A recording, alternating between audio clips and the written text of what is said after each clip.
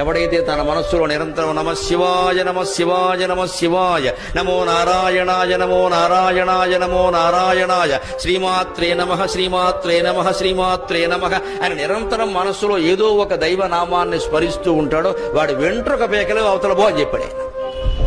అది మనం చేయడానికి బద్ధకమై ఓ కేజీ నువ్వులు దానం చేసేసి మన కోడిపందాన్ని మనం ఆడుకుంటాం. ఇక్కడ మన పేకాట కారణం అది మన బద్ధకం అండి. మన కోడిపందాలు ఆడతాం, పేకాట ఆడతాం, సమస్తం ఆడతాం, భగవన్ నామస్మరణ చెయ్యం.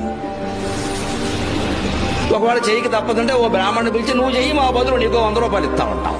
మంచిపోయి అగ్ని దగ్గరికి మిడతలు రాలేవు కదా, పరమేశ్వరుడు అగ్ని స్వరూపుడు కదా. ఆ పరమేశ్వరుని నిరంతరం మనస్సులో ధ్యానించేవాడి దగ్గరికి సూర్య చంద్ర రాహు కేతు మొదలైన గ్రహాలు ఏవీ రాలేవని చెప్పాడు ఆయన. నిశ్చింతగా ఉండండి, మీ మనస్సులో మీ ఇష్టమైన దైవనామస్మరణ చేయండి. ఏ జాతకాలు ఎవరికి చూపించుకోక్కర్లేదు, హాయిగా